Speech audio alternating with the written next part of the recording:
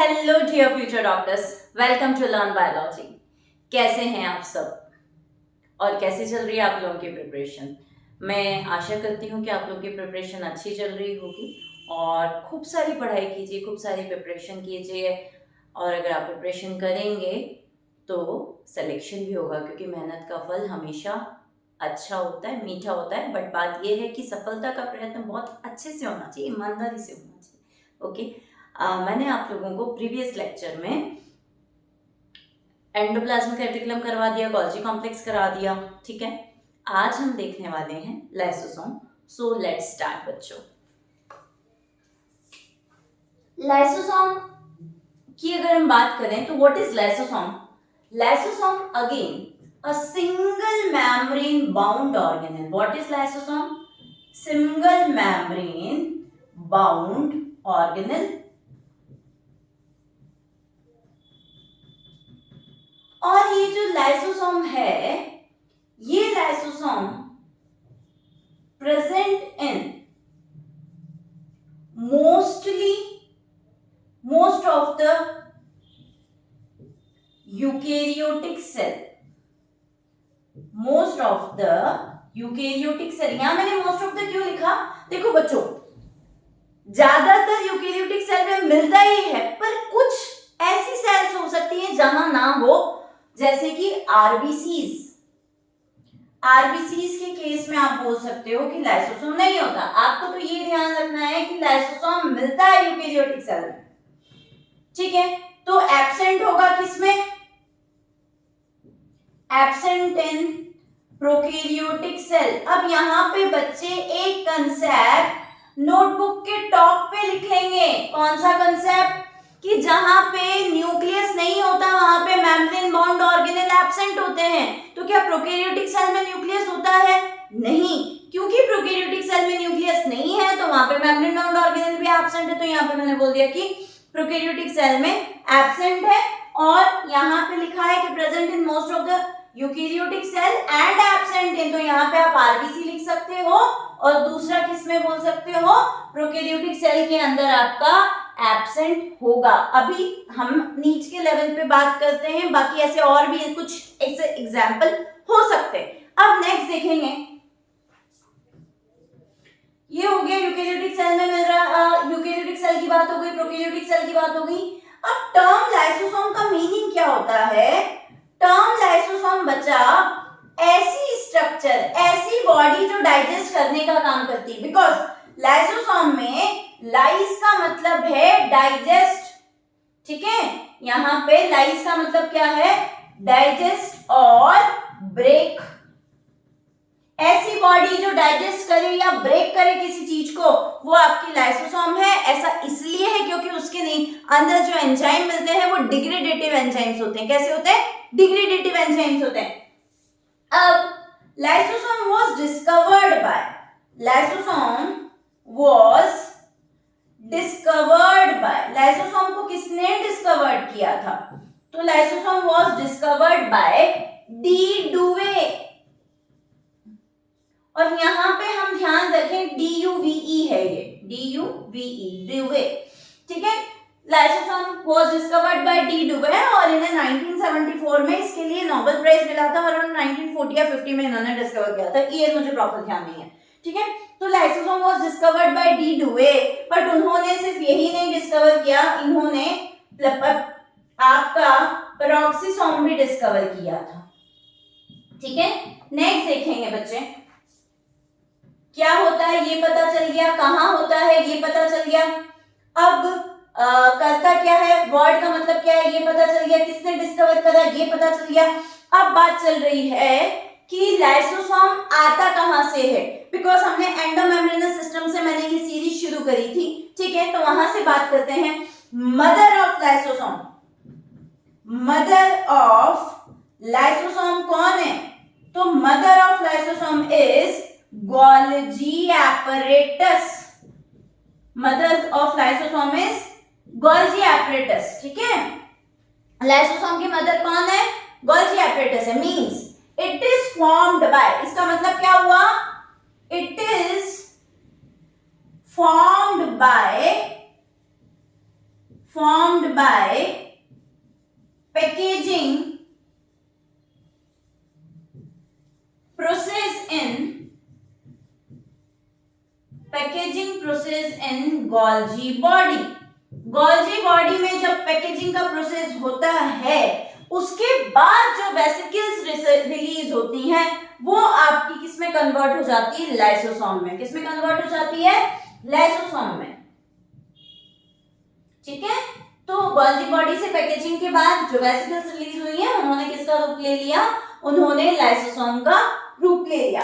अब हम देखेंगे कि जो लाइसोसोम है, यहाँ पे मैंने लिखा इसका मतलब है लाइसोसोम में लाइस मतलब का मतलब वर्ड का मीनिंग है डाइजेस्ट और ब्रेक, और ये डाइजेस्ट और ब्रेक इसलिए कर पाता है because it contain degradative enzyme और हाइड्रोलाइटिक एंजाइम। तो उस पॉइंट को जरा समझो। आपका जो लाइसोसोम है अभी अभी मैंने बताया, ठीक है, कि आपका जो लाइसोसोम है वो कैसा है, वो लाइसोसोम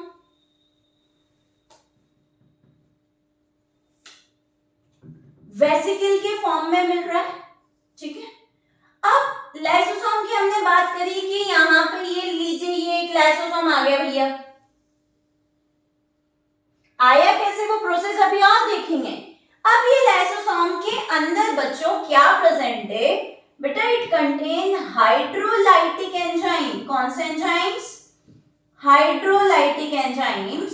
और ये हाइड्रोलाइटिक एंजाइम्स जो है क्लास 3, जब आप बायोमोलिक्यूल पढ़ते हैं तो 6 क्लासेस होती है एंजाइम की, उसमें से इसे हाइड्रोलेजेस की कैटेगरी में रखा गया है। किसकी कैटेगरी में रखा गया है, हाइड्रोलेजेस की कैटेगरी में रखा गया है। नेक्स्ट देखेंगे तो वेसिकल्स के फॉर्म में प्रेजेंट है, इट कंटेन हाइड्रोलाइटिक एंजाइम और हाइड्रोलेजेस एंजाइम। कौन कौन से कैटेगरी में, कौन कौन से यहाँ पे हैं, तो आप कह सकते हो लाइपेजेस, फिर आप यहां पे कह सकते हो प्रोटीएजेस, फिर आप कह सकते हो यहां पे न्यूक्लियेजेस, फिर आप कह सकते हो कार्बोहाइड्रेजेस। अब बच्चे बात को समझेंगे, मैंने बोला ये डाइजेस्ट करता है, तो कैसे डाइजेस्ट करता है, इन एंजाइम्स की वजह से डाइजेस्ट करता है। अगर आपने कहा लाइपेजेस, इसका मतलब ये है इट डाइजेस्ट लिपिड। अगर आपने कहा प्रोटीएजेस, तो this enzyme category will digest protein. अगर आपने कहा न्यूक्लियेजेस, तो this enzyme category will digest nucleic acid,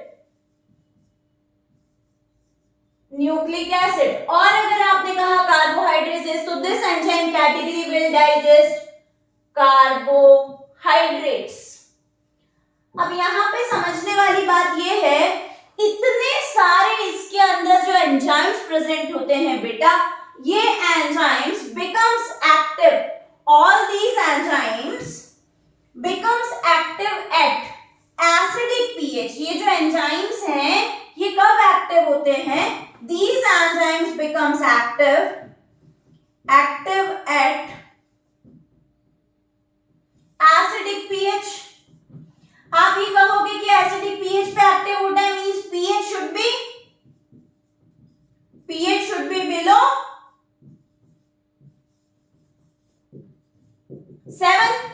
7 आपका न्यूट्रल है, 7 से नीचे एसिडिक हुआ, तो मुझे बोलना चाहिए कि जब 7 से नीचे पीएच जाएगा तो ये एंजाइम आपका एक्टिव होना शुरू कर देंगे। But these enzymes are most active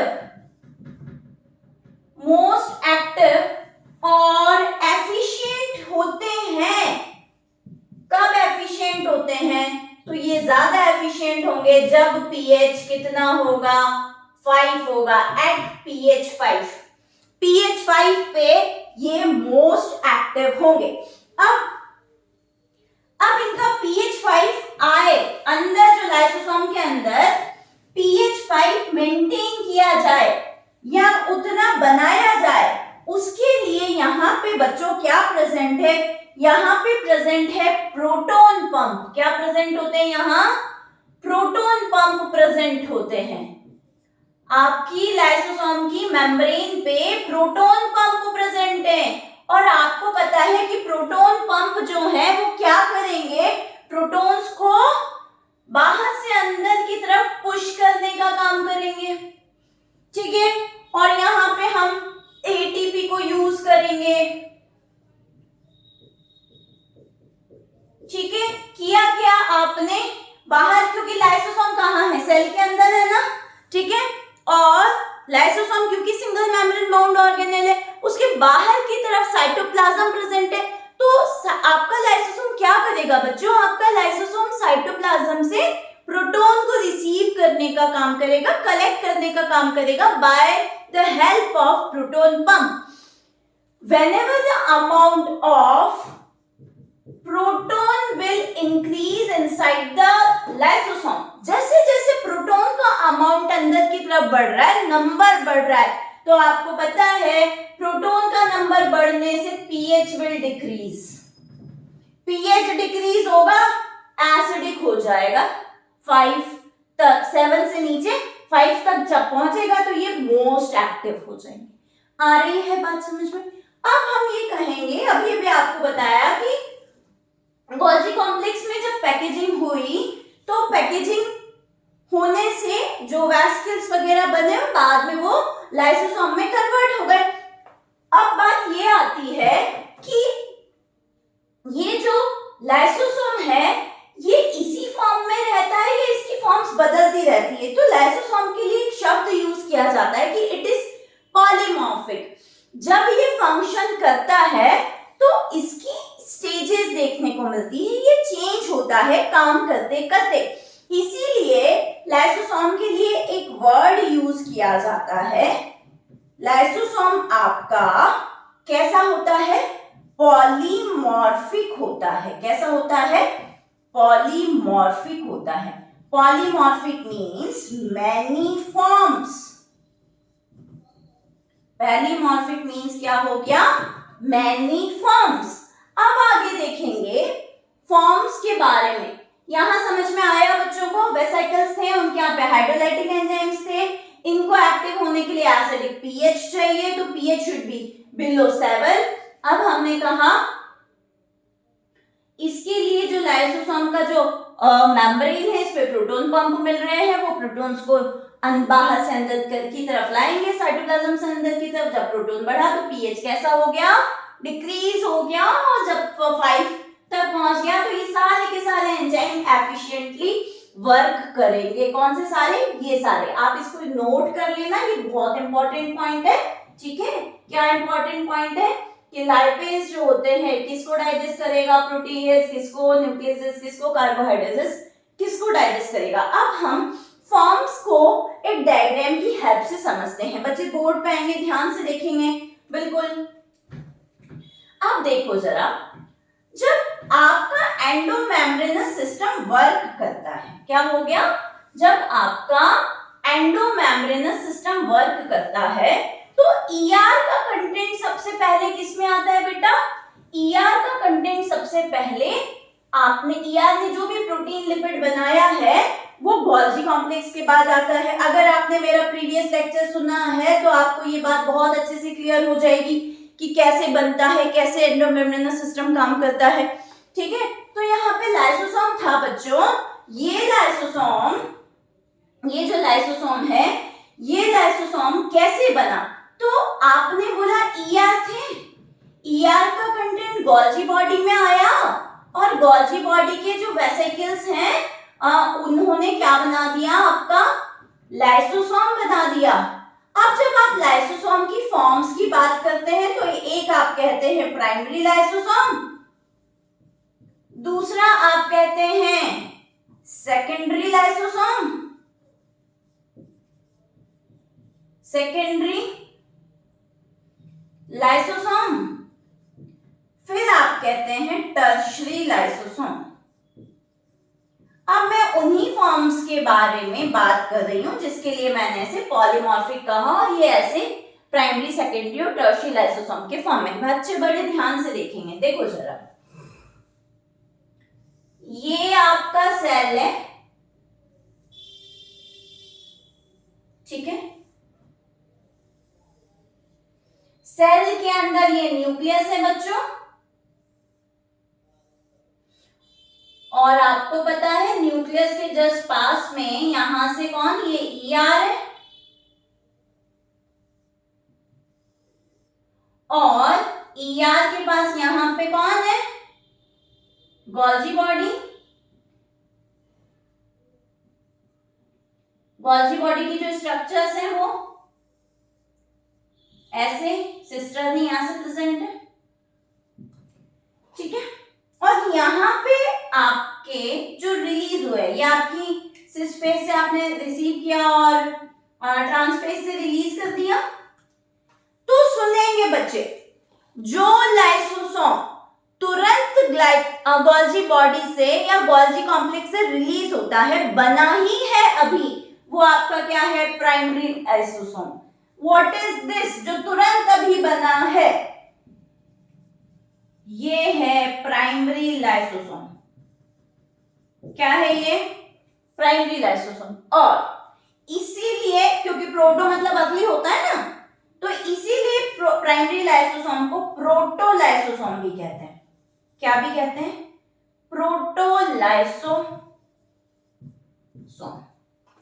ठीक है।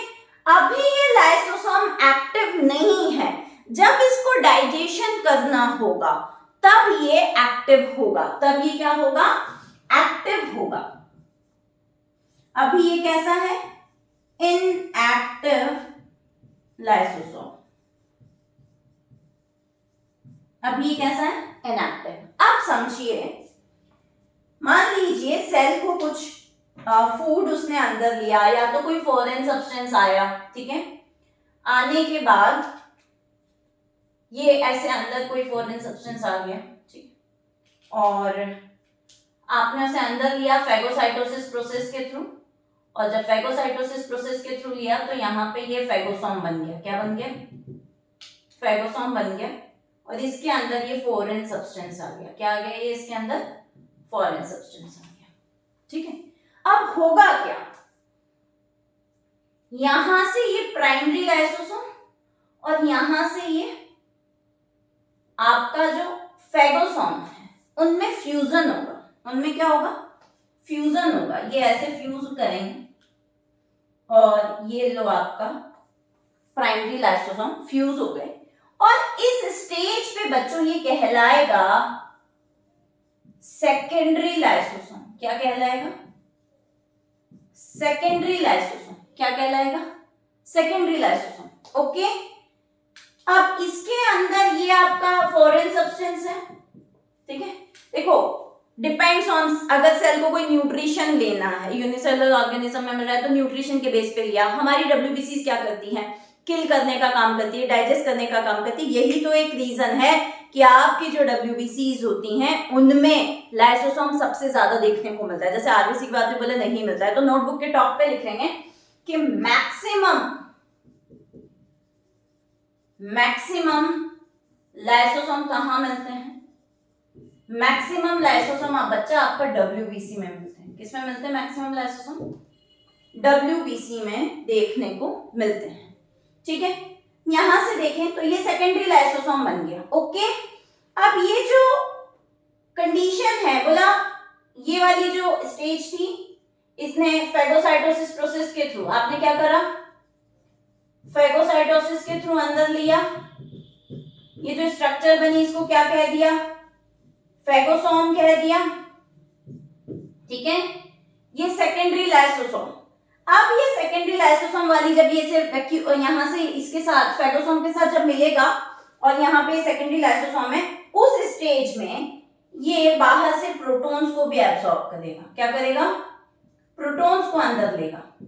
अब जब ये प्रोटॉन्स को अंदर लेगा तो मैंने अभी क्या कहा था, अभी तक ये इनएक्टिव लाइसोसोम था, अब ये कैसा हो जाएगा, एक्टिव लाइसोसोम हो जाएगा। ये कैसा हो जाएगा, एक्टिव लाइसोसोम, ठीक है। तो सेकेंडरी लाइसोसोम को कैसे डिफाइन करोगे, यहाँ पे मैं नोटबुक के टॉप पे लिख देती हूँ, सॉरी मेरे बोर्ड के टॉप पे लिख देती हूँ, सेकेंडरी लाइसोसोम क्या है आपका, ये एक्टिव है, प्लस ये कैसा बना है, ये बना है फेगोसोम प्लस प्राइमरी लाइसोसोम से। किससे बना हुआ है, प्राइमरी लाइसोसोम से, ठीक है, फेगोसोम और प्राइमरी लाइसोसोम से मिलके बन गया। ठीक है, ये कौन सा आपका सेकेंडरी लाइसोसोम, ये क्या है आपका सेकेंडरी लाइसोसोम, फेगोसोम और प्राइमरी लाइसोसोम से बन गया। इतनी बात बच्चों को समझ में आती है? आगे चले। अब ये जो स्ट्रक्चर है इसके अंदर डाइजेशन कंप्लीट होगा। ठीक है, अब इस डायग्राम को यहाँ पे देखें कि ये जो होल स्ट्रक्चर बनी है, ठीक है, ये जो पूरी स्ट्रक्चर बनी है जिसमें कि डाइजेशन आपका हो रहा है, डाइजेशन हो गया। ठीक है, डाइजेशन होने के बाद कुछ चीजें अंदर बची कुछ रह गई और जो चीजें सेल के लिए चाहिए थी, सेल को चाहिए थी, वो बाहर की तरफ स्प्रेड हो गई। ठीक है, ये बाहर रेड रेड रेड रेड मैंने बना दिया, मींस जो सेल के लिए जरूरी था, अगर न्यूट्रिशन चाहिए तो वो बाहर की तरफ रिलीज कर देगी और बचा कुछ अंदर रह गया। तो इस स्टेज में जब कभी भी जो डाइजेशन करना था वो डाइजेस्ट हो गया, अभी उसमें बचा कुचा पार्ट रह गया। ठीक है, तो वो बचा कुचा पार्ट वाला जो लाइसोसोम है बच्चा, it is known as tertiary lysosome. What is this? Tertiary lysosome. और बाद में बनता है इसलिए से आप टीलोलाइसोसोम भी कहते हो। क्या भी कहते हो?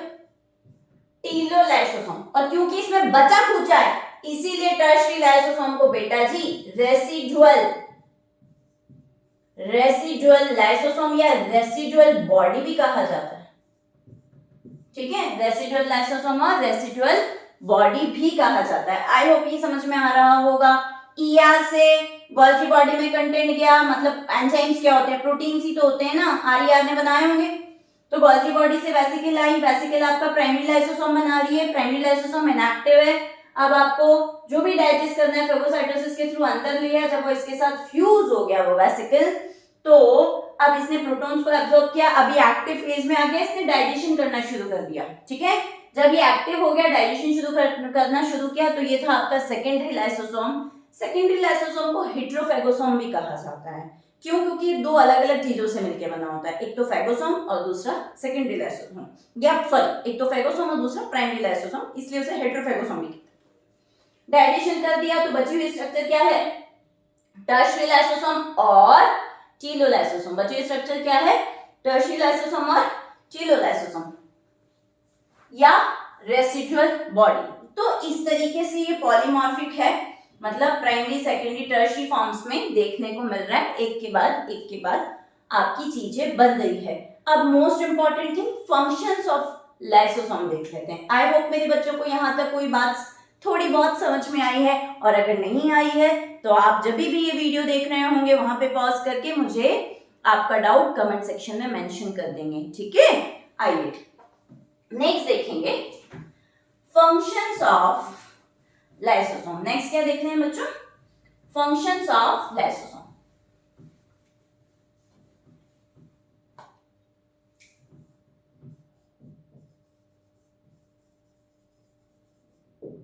Functions of lysosome. आइए चलिए, जब लाइसोसोम की आप बात करते हैं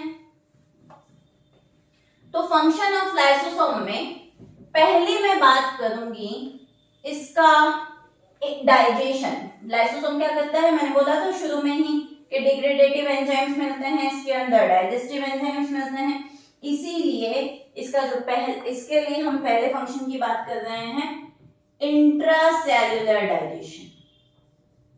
इंट्रासेल्युलर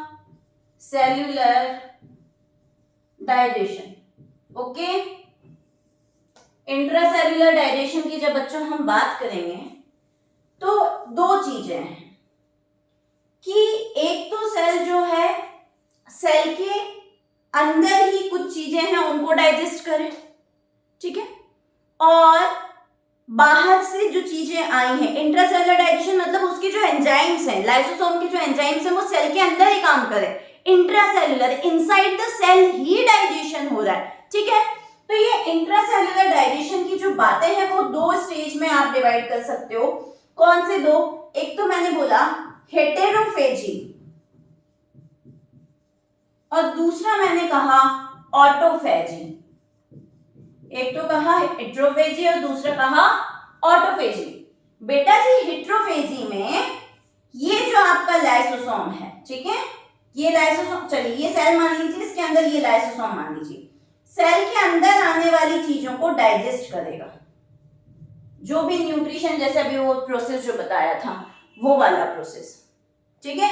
हेट्रोफेजी में जो भी न्यूट्रिशन के लिए चीजें आ रही हैं या फॉरेन सब्सटेंस जो सेल के लिए यूजफुल नहीं है उसको सराउंडिंग में और अटैक करने जा रहा है तो उसको किल करने के लिए, तो ये हेट्रोफेजी है ना। ऑटोफेजी में क्या होता है, समझेंगे बच्चे इस बात को कि ये इंपॉर्टेंट है, ठीक है। ऑटोफेजी इंपॉर्टेंट है, इसको समझो। In condition of starvation, in condition of starvation or when a cell organelle is not working, when a cell organelle is not working or old, autophagy कब होती है, जब सेल स्टारवेशन वाली फेज में है या फिर उसके अंदर जो ऑर्गेनेल है वो काम नहीं कर रहा है। अब आप इस बात को ऐसे समझें, देखो अगर स्टारवेशन वाली फेज है, ठीक है, जब घर में अपनी मम्मी नहीं है और मान लीजिए कि खाना नहीं है, तो आप क्या करते हो कि फ्रिज में जो पुरानी मान लीजिए कल या परसों की ब्रेड रखी हुई है, ठीक है, आप सोचते हो उसको फिनिश कर देते हैं, फिर आप ये भी सोचते हो कल की सब्जी रखी हुई है, एक चपाती रखी हुई, उससे काम चला लेंगे। तो स्टारवेशन वाली फेज में सेल जो होती है, सेल का जो लाइसोसोम होता है वो उस अपने ही अंदर के ऑर्गेनेल को क्या करता है, डाइजेस्ट कर लेता है। क्या करता है, डाइजेस्ट कर लेता है, इसीलिए ये है ऑटोफेजी। उसमें वो बाहर से लेकर के डाइजेस्ट कर रहा है, ठीक है, और इसमें वो सेल के अंदर के ही कंटेंट को स्टारवेशन वाली फेज में, ठीक है, हम कहते हैं घर की सफाई करने का काम कर रहा है, वो सेल की सफाई करने का काम कर रहा है कि अभी सेल ऑर्गेनेल कैसा हो चुका है, ओल्ड हो चुका है, वो वर्क नहीं कर रहा है, तो उनको वो क्या कर लेगा, डाइजेस्ट कर लेगा। कौन कर लेगा, लाइसोसोम कर लेगा, और इसे आप क्या कहते हैं, ऑटोफेजी। इसको छोटी सी डायग्राम में ब्रीफ करने की कोशिश कर रही हूँ, फटाफट से समझो। ये एक सेल है, मान लीजिए इसका जो ऑर्गेनेल है, कोई पर्टिकुलर ऑर्गेनेल उसने काम नहीं किया, ठीक है, ये अंदर ये ब्लू कलर से मैंने ऑर्गेनेल बना दिया। अब क्या होगा, सारे लाइसोसोम जो या वेसिकल्स वगैरह जो है वो यहाँ पे आकर के इकट्ठे हो जाएंगे, ठीक है। इकट्ठे होने के बाद, ठीक है, ये क्या करेंगे, अपने एक्टिव फेज में आएंगे, ठीक है, अभी तक ये इनएक्टिव फेज में थे, एक्टिव फेज में आएंगे और एक्टिव फेज में आने के बाद इसका क्या कर देंगे, डाइजेशन कर देंगे। आ रही है बात समझ में, ठीक है। तो ऑटोफेजी के केस में क्या होता है कि ये अपने अंदर के सब्सटेंस को क्या कर देगा, डाइजेस्ट करने का काम कर देगा। उसमें जो भी वेसिकल्स होती हैं, गोल्जी बॉडी से सारी वेसिकल्स इकट्ठा होकर के उसके सराउंडिंग में इकट्ठी हो जाती हैं, एक्टिव फेज में आती हैं और एक्टिव फेज में आने के बाद उसका डाइजेशन कर देती हैं। तो इस तरीके से ये काम होता है, ठीक है। नेक्स्ट आता है, बच्चों ने बहुत ये सब सुना होगा कि जिनके अंदर एक्स्ट्रा सेलुलर डाइजेशन होता है या जिनके यहाँ पे एब्जॉर्प्टिव मोड ऑफ न्यूट्रिशन होता है, एक्स्ट्रा सेलुलर डाइजेशन या एब्जॉर्प्टिव मोड ऑफ न्यूट्रिशन या absorptive mode of nutrition.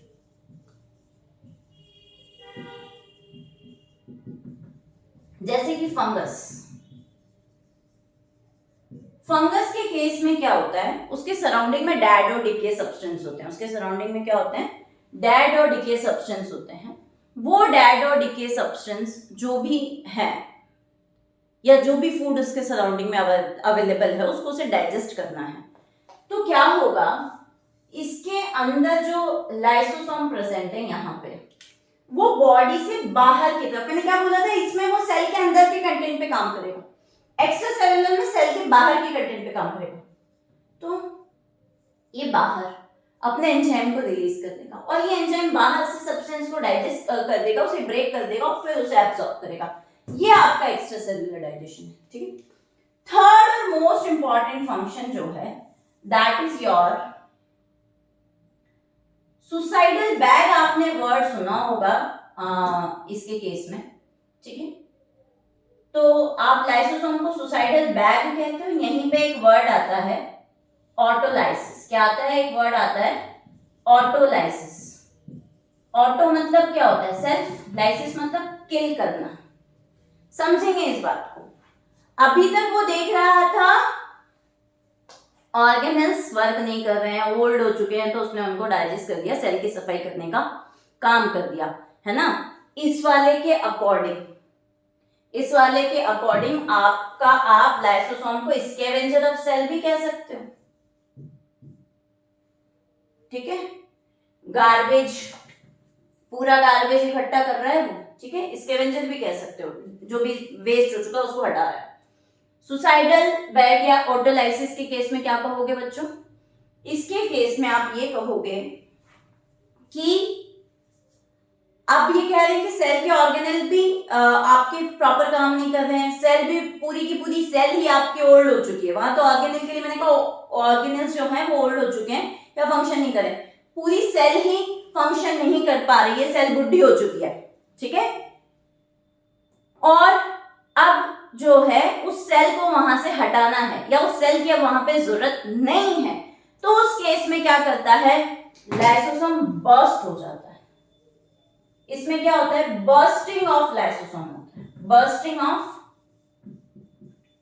Lysosome. और क्योंकि बर्स्टिंग ऑफ लाइसोसोम होता है तो उससे लाइसोसोम बर्स्ट हो गया। अब आपको पता है लाइसोसोम के अंदर क्या प्रेजेंट है? हाइड्रोलाइटिक एंजाइम प्रेजेंट है ना, तो सारे के सारे एंजाइम बाहर रिलीज हो जाएंगे, ठीक है, और सेल पूरी की पूरी क्या हो जाएगी? मर जाएगी, ठीक है।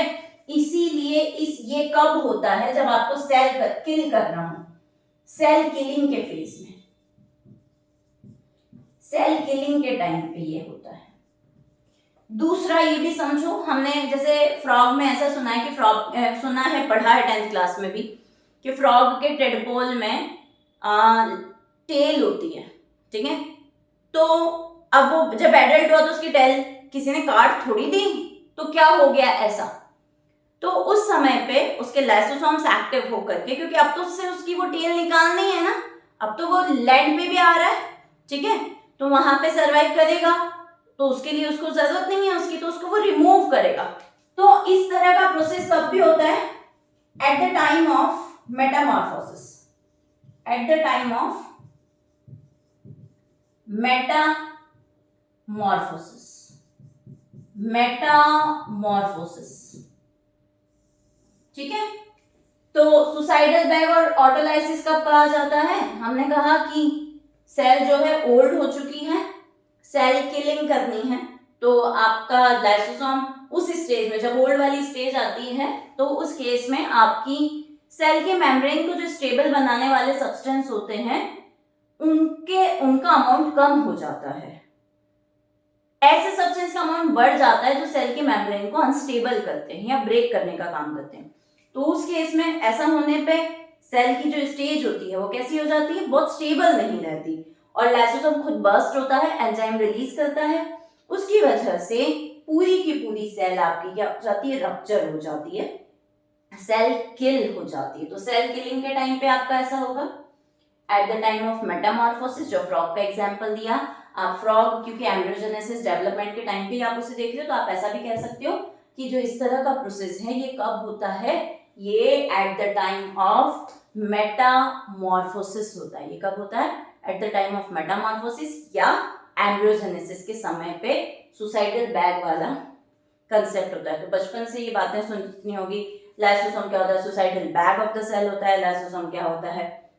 आप कह सकते हो क्लीनिंग करने का काम करता है, ठीक है। इस तरह से आपका लाइसोसोम कंप्लीट होता है। आई होप मेरे भावी चिकित्सकों को लाइसोसोम बड़े अच्छे से समझ में आया होगा, और अगर नहीं आया है बच्चों, तो जिस भी पर्टिकुलर पॉइंट पे डाउट आ रहा है तो let me know in the comment section, और जो भी आपको डाउट है वो भी मुझे कमेंट सेक्शन में बताएं। और अगर आपको ये वीडियो अच्छा लगा है तो hit like, share and subscribe, and thank you so much for watching.